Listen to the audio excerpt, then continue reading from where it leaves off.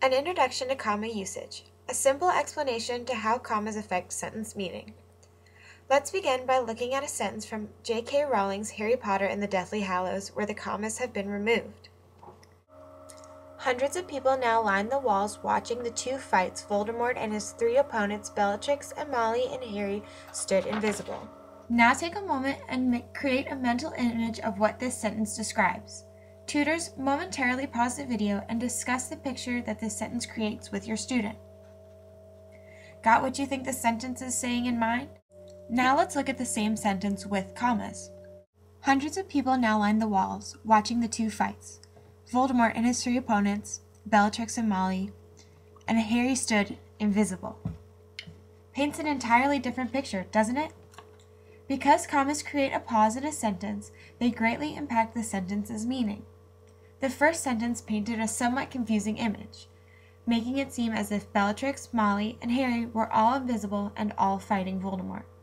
But with commas incorporated into the sentence, its meaning becomes clear. Now that you've seen the way that commas impact sentence meaning, let's review the fundamentals of commas. Simply defined, a comma is a punctuation mark that indicates a pause. If it were a traffic signal, it would be a yellow light. It can be used to separate clauses in a sentence or items in a series. Essentially, commas create clarity.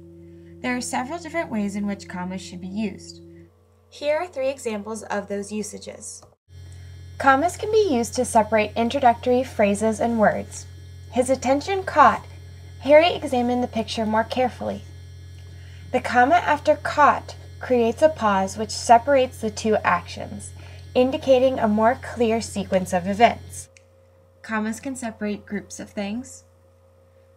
There was a sound of pattering feet, a blaze of shining copper, an echoing clang, and a shriek of agony. This group of actions needs a comma to bring clarity to the series of events. The final comma denoted by the red arrow is known as the Oxford comma. The necessity of this comma has been debated, but as seen here, often is imperative in bringing the sentence clarity and understanding.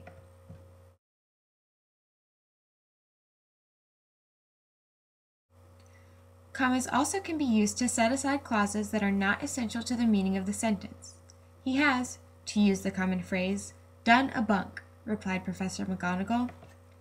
The phrase, to use the common phrase, is not completely necessary to understanding the main sentence, he has done a bunk meaning the English-American slang similar to going AWOL, or etc. Therefore, this clause is set between 2 commas to form an aside.